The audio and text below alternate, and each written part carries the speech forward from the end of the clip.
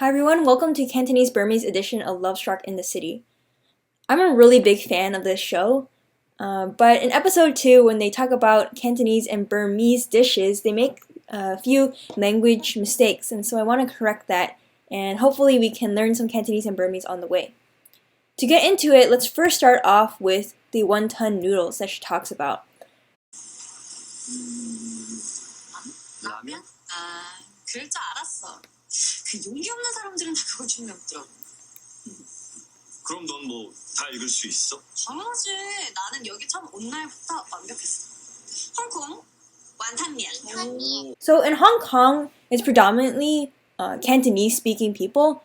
She tries to talk in Mandarin, which is not completely accurate, and also the wonton part is also not in Mandarin, so she makes a few mistakes that I want to correct.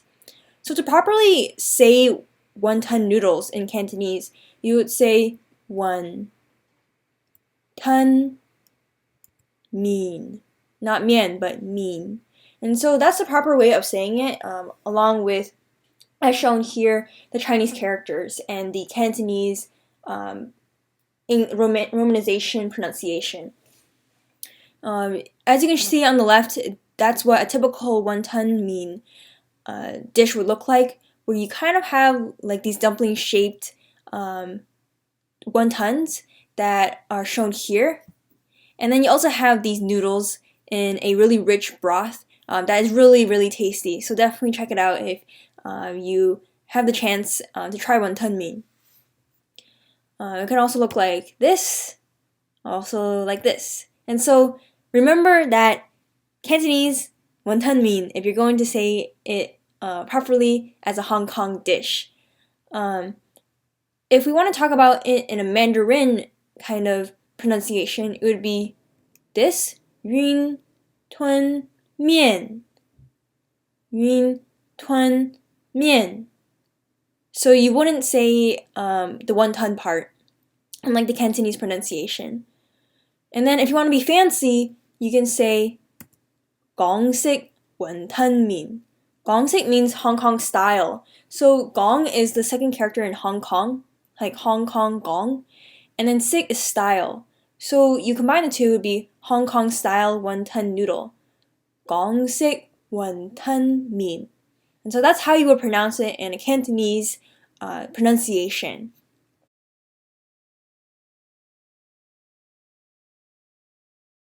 Okay, so if we move on to the next one, it was about the Burmese part. So she talks about Burmese dish and pronounces it as mohinga, with the G like noticeably emphasized. And so that's actually not the way to pronounce it. To properly pronounce it in Burmese, you would say mohinga, mohinga. So you wouldn't pronounce the G at all. The G is silent, mohinga. And so mohinga is a really special dish to me.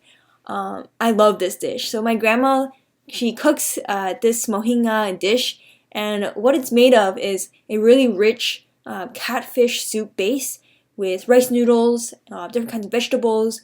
There's garlic in the soup base, as well as different kinds of oils, and then as well as egg that you can pair with your noodle soup. And so it's a really special Burmese celebratory dish where many families come together, and when they want to celebrate or they want to have this kind of noodle dish, they'll come together and enjoy this family dinner. And so mohinga to me celebrates family, celebration that we're together and that we're eating together and we're healthy. So that's what this dish signifies to me. And so it's really special. If you're able to go to a Burmese restaurant locally, definitely try this out. It's definitely worth it, and just very special, different kind of noodle broth taste that you really need to try to understand.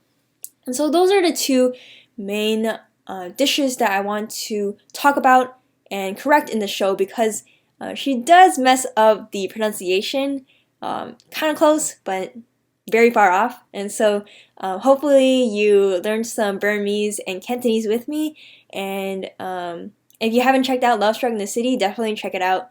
It's a good show, but could be better if they had these two pronunciations right. Thank you.